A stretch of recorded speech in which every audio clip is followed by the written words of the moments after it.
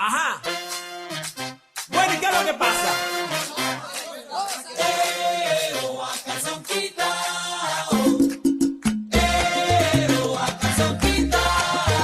Como debe ser. Aquí yo vengo a calzón. Vamos a hablar de frente. Nuestro invitado hoy, el doctor Óscar Gamboa, candidato a la gobernación del Valle del Cauca. Bueno, ¿cómo va esa campaña? Porque ya estamos en tierra derecha.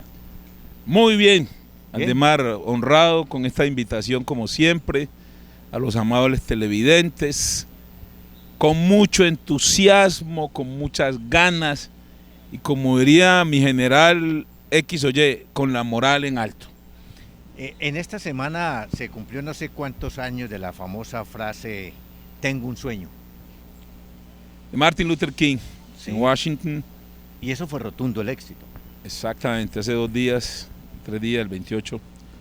Yo también tengo un sueño de que el Valle del Cauca, como Martin Luther King, sea gobernada por un hombre que lo juzguen por el contenido de su carácter y no por el color de su piel.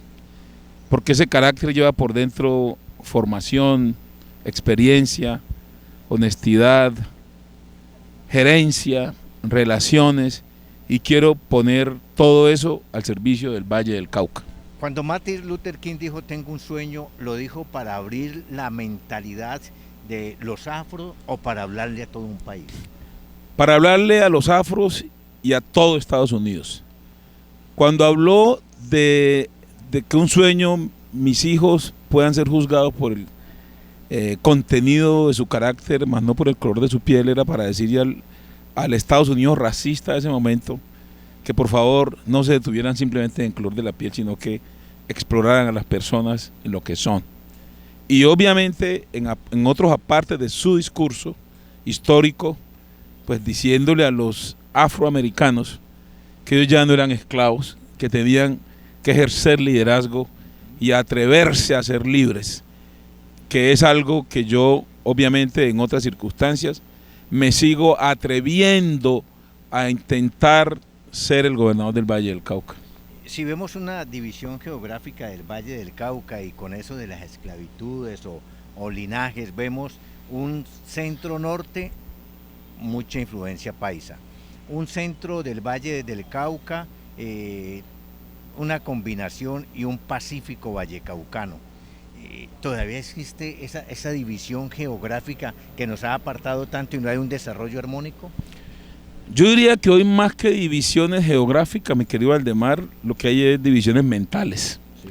Formas de ver unas sociedades, algunas personas todavía arrastran ese perfil excluyente, racista, otras personas son lo contrario, son incluyentes, afables, abrazan con cariño, con sinceridad, y eso simplemente es el reflejo de la sociedad que tenemos. Hoy, más allá de los fenotipos, de los colores de piel, hay una sociedad también que es fragmentada. Entre afros nos agarramos, entre mestizos se agarran, entre compañeros de una institución se agarran, porque es una sociedad que se ha enfermado mentalmente, los egos, las envidias, los chismes, las posverdades, que de verdad nos invita en colectivo a que hagamos una profunda reflexión como sociedad y entendamos que estamos dañando, por decirlo de alguna manera, el disfrute que debe ser la vida. Cuando se habla de política, siempre se piensa en Buenaventura y en el oriente de Cali. ¿Por qué? Porque son las expresiones poblacionales que exhiben los indicadores sociales y económicos en la base inferior. La desigualdad, la pobreza multidimensional. Y yo diría que el error ha estado en no mirar más las oportunidades, o mejor, mirar más los problemas que las oportunidades. Sí. Si nosotros moviéramos un poquito la aguja y miráramos en estos segmentos poblacionales las oportunidades, creo que incorporábamos de una mejor manera lo que expresan estas comunidades. Pongo un ejemplo reciente. Hace un par de semanas estaba Cali en medio de la marimba, el cununo y el WhatsApp, los clarinetes, los violines, etcétera, etcétera. Qué disfrute que se convirtió el Petronio para propios y extraños. Pero se acabó el Petronio y a esperar la versión 2024. ¿Por qué no convertir eso en una industria cultural. Qué bueno un Petronio entonces en Nueva York, en Miami, en Los Ángeles, en Madrid. O sea, todo eso como un patrimonio nuestro. Eso está focalizado obviamente en una expresión poblacional que son los afros. Y yo aprovecho inclusive para hacer una crítica respetuosa al secretario de Cultura, que creo que a raíz de un desfile de una ex reina, pues se quejó que porque es un evento de afros, perdónenme. Eso es lo que nos hace daño como sociedad. El Petronio es un evento de todos. Y el hecho de que en un evento de afro, personas que no fenotípicamente pertenezcan a esta expresión étnica, tienen todo el derecho de actuar, de vender biche, de bailar currulado, porque si no, entonces nos estamos perdiendo la oportunidad de ser una sociedad variopinta, una sociedad que su riqueza se basa precisamente en esa diversidad. Pero se buscan estas dos, Buenaventura y el oriente de Cali, por las desigualdades que allí hay, para generarle esperanza a un pueblo para que la gente salga a votar. En estas coyunturas, lamentablemente, hay muchos politiqueros inescrupulosos que ven la oportunidad vulgar electoral en la pobreza, en la miseria, para ir a hacer su agosto. Y eso lo que hace es lamentablemente perpetuar ese statu quo. Y yo aquí entonces aprovecho para pedirle a mis hermanos afros, hombres y mujeres, de que no caigan en la trampa, porque ese mercado, si se los ofrecen o cuando se los ofrezcan, analicen, dimensionen, que eso por 4 años. Y yo creo que ustedes valen más, nosotros valemos mucho más que eso. Y eso, más allá de la condición individual frente a los afros de estos politiqueros, le hace un daño terrible a la democracia, que la democracia debe de ser un derecho de todos, negros y blancos y mestizos, amarillos, chinos, lo que sea, porque de verdad estas prácticas le hacen estructuralmente el peor daño a lo que debe ser una verdadera democracia. Y finalmente, pues hombre, estos entornos poblacionales, pues lamentablemente por esa expresión socioeconómica, pues se convierten en caldo de cultivo de mucha de las exteriorización de conductas no apropiadas en una sociedad, precisamente por la angustia, la desesperanza, los estados depresivos en que muchos viven en estos entornos, y por eso el gran desafío debe ser de que los que estemos en estas contiendas maduremos, seamos responsables y entendamos que a esta porción de la población lo que nos toca es tratarla con respeto, con valoración, para que todos ganemos. Porque si seguimos tratándonos con enfoques diferenciales de carácter oportunista y abusivo, pues vamos a seguir padeciendo esta sociedad que lamentablemente tenemos. ¿Esta es una campaña de estructuras políticas, de poder económico? Aldemar, usted conoce la política hace muchos años, no solamente como comunicador, sino como ciudadano. Yo, en otra proporción, pero también creo haber conocido ya mucho, vivido mucho de esto. Pero la política es algo bello, porque incorpora la vocación de servicio, conceptos de solidaridad, de subsidiariedad, pero lamentablemente se deformó. Voy a utilizar un verbo muy parroquial, muy popular, nos la han perrateado. Sí. Y obviamente cuando un ciudadano le hablan de un político o de la política, casi que se tapa la nariz y no me toque, yo no quiero saber nada porque todos son iguales. No es cierto que todos somos iguales, no es cierto que todos tenemos las mismas conductas, pero lo que sí es cierto es que con la pasividad de quienes protestan, aislándose de las contiendas, al menos con su voto, pues no se están dando cuenta que están contribuyendo con este estado de cosas de los cuales ellos son víctimas. Y finalmente yo tomé una decisión, que usted, que es mi amigo y me ha seguido de alguna manera mis pasos en la vida pública, pues tomé una decisión de regresarme de una vida de orgullo, de servirle a Colombia desde la diplomacia, pero también con calidad de vida en esta ciudad de la capital de los Estados Unidos.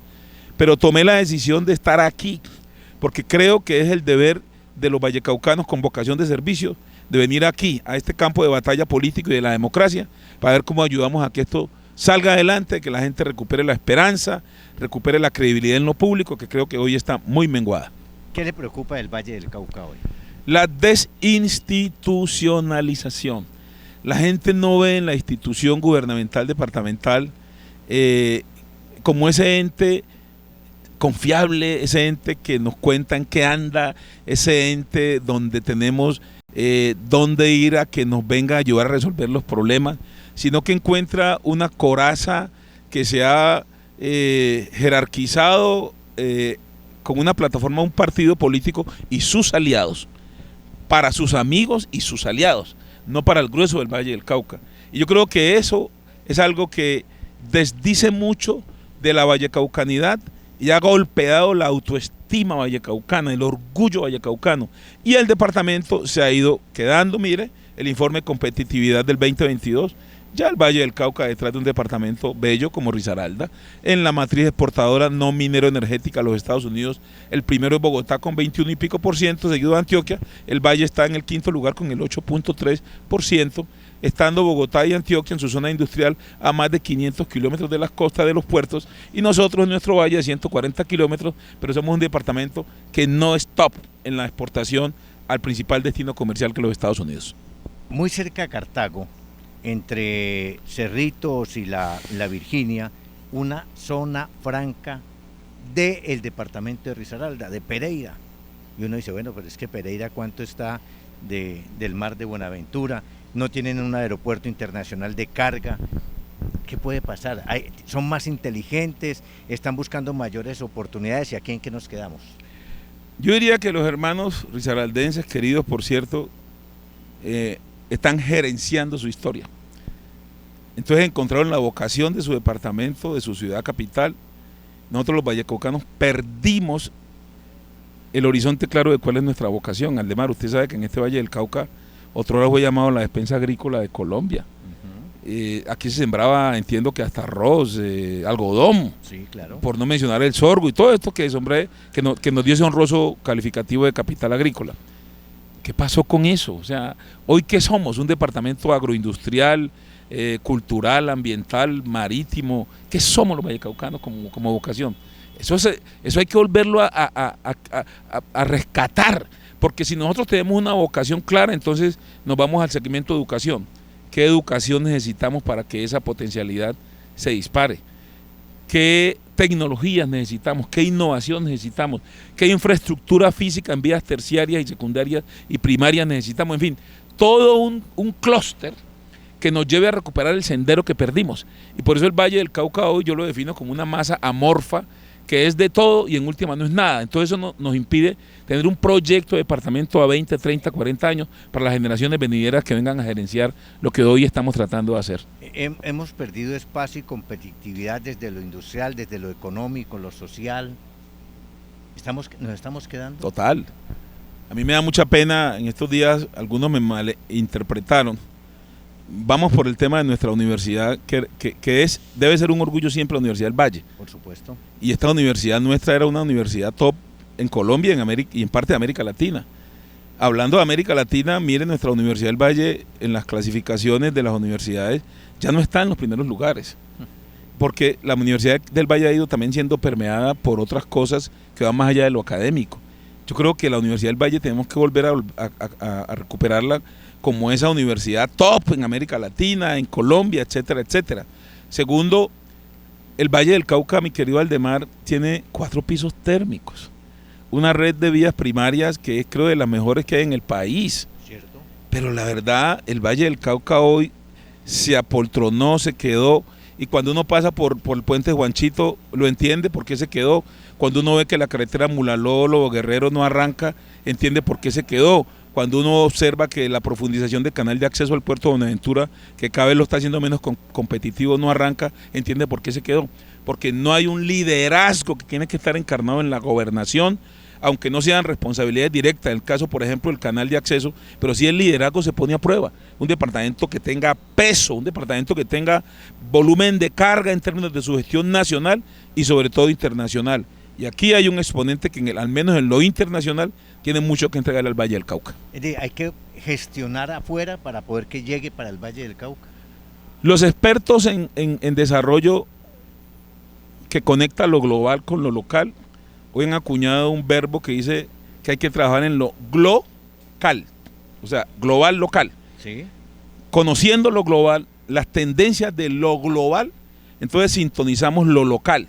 ¿Sí? Entonces, si la globalidad del mundo está tendiendo a la agroindustria, o a la seguridad alimentaria. Entonces, en lo local tenemos que trabajar en esto porque hay una gran oportunidad para que el Valle del Cauca sea un departamento top en Colombia, en América Latina y en el mundo en la producción de alimentos. O sea, esa conexión es necesaria para la pervivencia institucional y de desarrollo económico de estos departamentos como el Valle del Cauca. Hablemos de propuestas.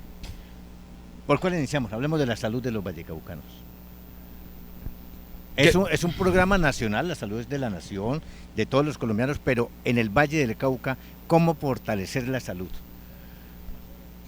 Qué triste que en Cartago, en Sevilla, en Buga, en Buenaventura, la narrativa sea muy similar. Para englobarlo en una frase, no pasa nada. La gente aquí medio se enferma y tiene que salir para Cali, a veces con maromas, perdónenme esa expresión coloquial, para que lo logren despachar en una ambulancia para la ciudad de Cali. Esto no puede ser posible.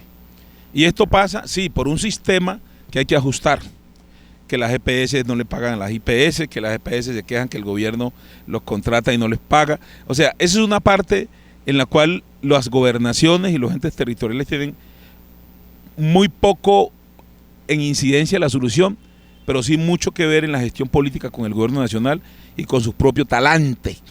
Y yo sí creo que al Valle del Cauca, la casa política que gobierna el Valle del Cauca, uno de sus fuertes precisamente es el tema de la salud. Y yo quiero decirles, hoy no es uno de sus fuertes, es uno de sus débiles. Porque yo políticamente sí les imputo una enorme responsabilidad en el estado de cosas, en el statu quo de la salud de los vallecaucanos y vallecaucanas. Y eso tiene que ser corregido a partir del 1 de enero con un gobernador gerente que ejerza macro y micro gerencia, pero sobre todo que tenga responsabilidad en la transparencia y en la funcionalidad de un sistema, que es lo principal, porque se trata de preservar la vida de la gente. En materia financiera, en materia económica, ¿cómo hacer para recuperar las finanzas de los vallecaucanos y de la gobernación? Primero, contándole a la gente las plata que nos entran, ¿a dónde van? A las rentas del departamento. Sí, y listo, llegaron las rentas, y ahí que sigue. Pues, ¿se imaginan lo que le invierten en obras? Quisiera verlas, quisiéramos verlas. Voy a poner el ejemplo del impuesto automotor. Sí, que a todos nos afecta. A todos. Bueno, no nos afecta, no. A todos los que tenemos vehículos nos toca pagarlo. Y ahora con el aumento gradual de la gasolina, entonces el bolsillo está más menguado. Claro. Tener un vehículo no es ser rico. Hay mucha gente que todavía sigue pensando que tener un carro es ser rico. Mira, si hacemos un promedio de carros en el Valle, sé que es una cifra mayor, pero voy a casarme con 1 millón de vehículos, pues. Pongámosle en promedio 300.000 pesos. Que se pague impuesto de rodamiento. Sí, señor. Que eso es implacable, la renta cobrando y embargando y tal. El 80% según la ley de esos recursos entra a las gobernaciones y el 20% al municipio donde está matriculado el vehículo. Sí. Llámese Candelaria, llámese Cali, etc. La pregunta que yo hago y les invito a que se hagan, esa plata, ¿qué se hace? Si son 1 millón de vehículos a 300, nos da 300.000 millones en un año. Bastante plata. El 80% son 240.000 millones. Que paguen la mitad, pues los otros son morosos, 116.000 millones, 120.000 millones de pesos. Sí. Esa plata, ¿qué se hace? Yo lo que quiero es que el pueblo vallecaucano sepa esa plata dónde va. Y tengo una propuesta para hacerles, como una contribución también a esta realidad del bolsillo. En mi primer año, lo trabajaré con la Asamblea del Valle del Cauca para que congelemos ese impuesto automotor que cada año sube de acuerdo con el IPC. Es decir, que no incremente. No incremente. Porque estoy seguro que si ustedes saben exactamente esa plata a dónde va, van a estar más tranquilos, va a rendir más que ese oscurantismo de aumentarnos año tras año y nunca se sabe esa plata. Al menos yo no sé si usted conoce dónde va esa plata, yo no sé si ustedes lo conocen, pero yo hablo pues entonces por lo que me corresponde. Quisiera saber esa plata a dónde va a parar. Entonces, la propuesta concreta es en materia de impuesto de rodamiento o automotor, es congelar, que no se incremente. El primer año al menos no se incrementa. Ya. No se incrementa y con seguridad que lo que paguen, que correspondería al año anterior, o sea, a este año 2023, nos va a rendir más que aumentarla sin saber esa plata a dónde va. Sí, porque se paga a partir del primer trimestre. Es correcto, Ya. es correcto. ¿Y qué pasaría entonces con los deudores morosos, que son bastantes? Pues hombre, yo creo que los deudores morosos con esta entre comillas, oportunidad que les damos, se animarán porque ya saben que no les va a aumentar el año que inicia. De manera que habría una campaña integral para revisar lo revisable, para jalonar lo jalonable en términos de pago, pero lo que sí debe quedar claro es que mi propósito sería no aumentar en el primer año el impuesto automotor, porque también me parece que es una contribución a ese gota a gota que se convirtió el aumento mensual de la gasolina, pero también a la transparencia en el uso de esos recursos. ¿Y eso no afectará los ingresos del departamento? Obviamente tendrá que haber un escenario. Micho, en números sí, en hechos no. ¿Dónde diferencio lo uno de lo otro? Claro, si yo no aumento, voy a dejar de ingresar tanta plata. Pero si yo no le toco un pelo a esa plata, sino que la utilizo en lo que es, eso rinde más en términos de hecho que aumentar, pero no saber esa plata dónde se invierte. Bueno, eso en cuanto al impuesto, congelar el impuesto automotor en el primer año de gobierno. Educación, bilingüismo.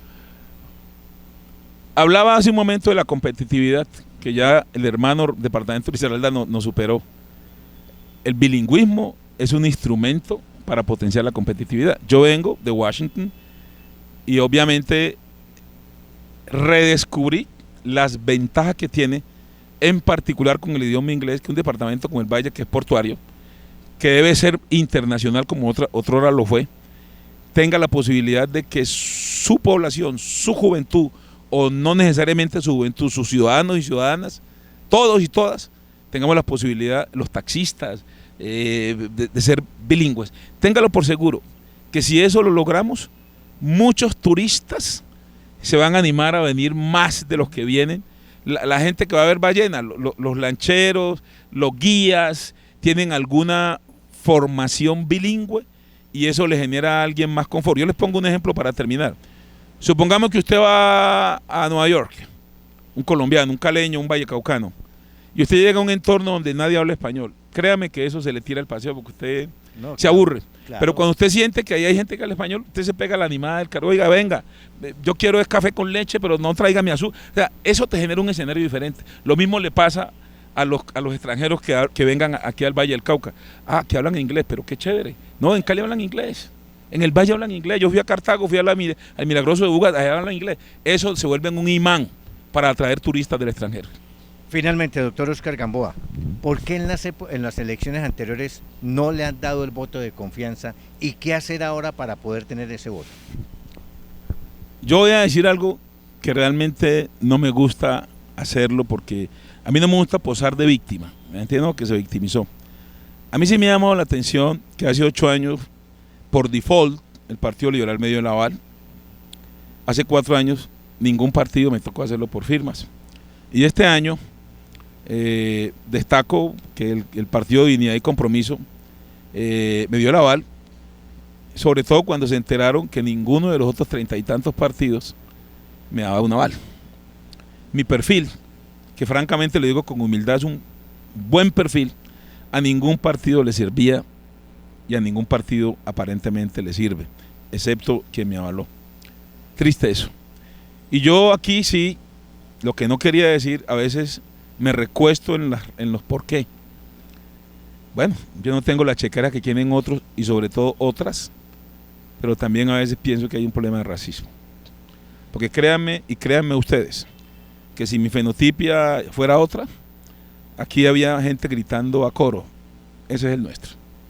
Es decir, el hecho de ser, discúlpeme la expresión, el hecho de ser negro no le ha permitido ser gobernador del Valle. Ha contribuido con ello.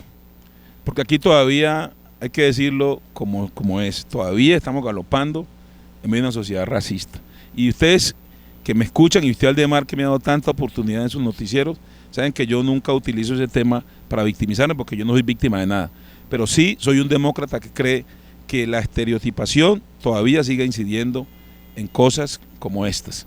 Pero aquí, volviendo al discurso de Martin Luther King, como no me gusta victimizarme, yo lo que les estoy pidiendo es que me den la oportunidad, como una famosa propaganda, dejen jugar al Moreno y verá que el Moreno les va a hacer los goles que ustedes están esperando.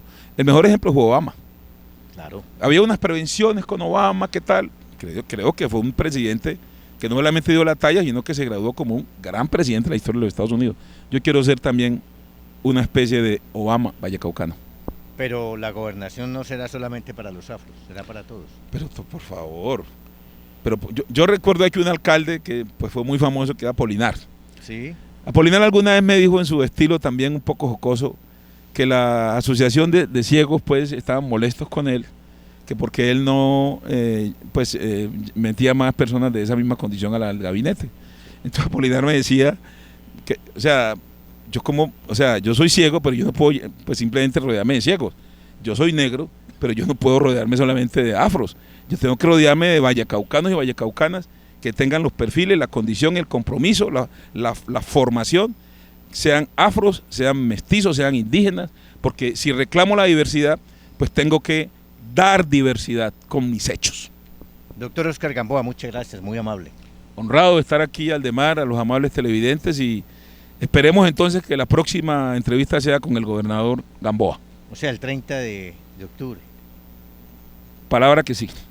Palabra que sí, me recuerda mucho a Antonio Navarro, Sí, ¿no? señor. Palabra Sí, señor. que sí. O como Belisario Betancur Cuartas. ¿Cuántas veces fue candidato presidencial hasta que en la última lo logró? Y yo creo que esta es donde lo vamos a lograr, porque ustedes lo van a querer así. Muy amable. Muy amable tú. Ajá. Bueno, ¿y qué es lo que pasa?